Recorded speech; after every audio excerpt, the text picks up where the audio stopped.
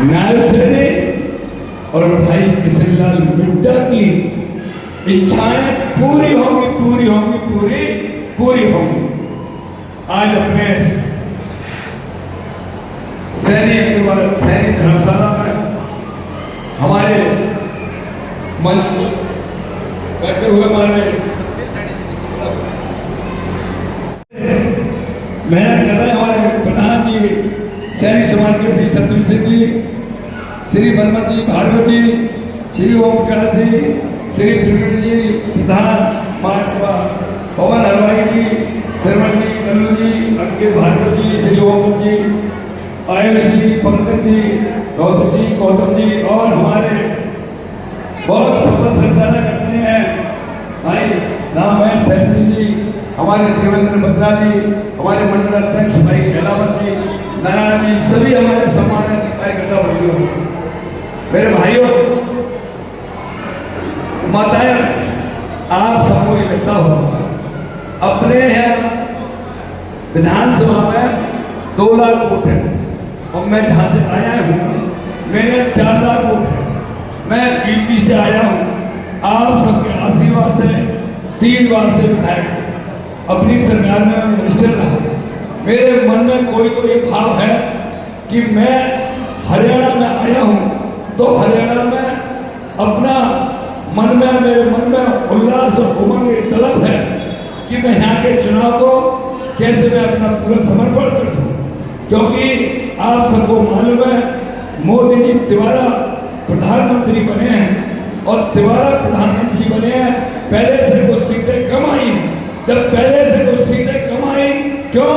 क्योंकि जो कांग्रेसी थी, कांग्रेसियों ने झूठ बोल कर कि मोदी जी दोबारा आ गए तो आरक्षण खत्म कर देंगे, संविधान बदल देंगे और हम 8.5 रुपए कट डालेंगे। वो झूठ की ऐसी हवा चली कि वो मोदी जी की सीटें कम आ गई।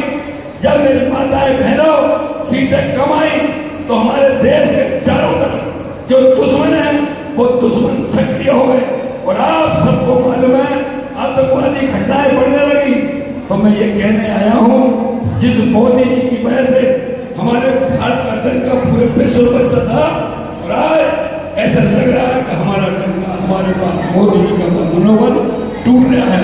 तो मैं आपसे कहने आया हूँ, हरियाणा का जो चुनाव है इस पर पूरे विश्व की निगाह है, पूरा विश्व हरियाणा की तरफ देख रहा है। आपने यहाँ से हरियाणा से भाजपा की सरकार बनाई, भाई किशनलाल मिड्डा को जिताया तो पूरा विश्व कहेगा कि हाँ मोदी जी का डंका फिर बज गया, मोदी जी का मनोबल ऊंचा है। वापिस आएगा, बताइए एक जवान वापिस आया नहीं है, एक जवान हमारे सब जवान वापिस आ गए। तो ये किस्मत है मोदी में।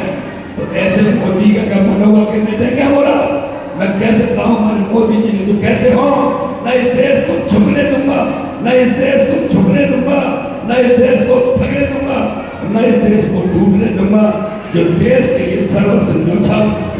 आज विश्व के लोग कहते हैं, विश्व के ब्रिटिश के राष्ट्रपति कहते हैं विश्व में एक धरती, विश्व में एक धरती और विश्व में एक सूर्य, दुनिया में एक सूर्य और दुनिया में कोई एक नेता है तो कौन?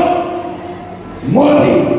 जब विश्व के लोग कहते हो कि दुनिया में कोई एक नेता है तो मोदी, तो मैं कह सकता हूँ वास्तव में जिस प्रकार का भाव के मन में है, मैं आज ये कह सकता हूँ, आज हम कह सकते हैं 500 साल का इतिहास मोदी जी ने बदल दिया।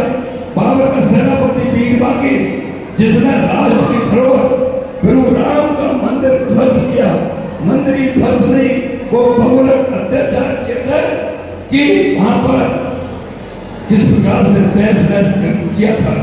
आज मैं कह सकता हूँ जिस पर इतनी बार युद्ध हो चुका, 68 बार युद्ध जिसमें हो चुका हो और उस पर आज मोदी जी की बदौलत है कि वहां पर राम मंदिर बन गया।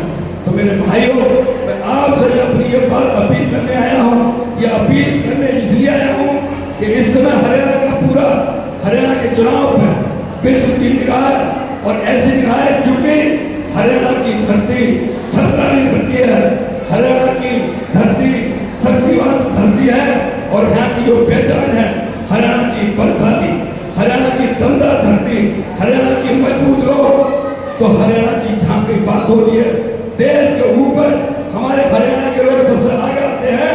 तो मैं आज ये कहना चाहता हूँ, जिन मोदी जी की वजह से हमारे भारत का डंका पूरे विश्व में बजता हो, जिन मोदी जी की वजह से हमारे भारत का मान सम्मान ऊंचा होता हो, तो फिर हम अपने मोदी जी का मनोबल टूटने देंगे?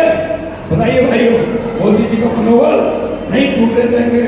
तो मैं आप सबसे ये प्रार्थना करते हुए, चूंकि हरियाणा की बात से पूरे विश्व की निगाह है, तो मैं यही कहने आया हूँ कि हम और आप सबको अब जो 5 तारीख का जो चुनाव है, उस 5 तारीख के लिए 6 बजे तक इतना पसीना बहालो कि हमारी सीट नंबर पर है।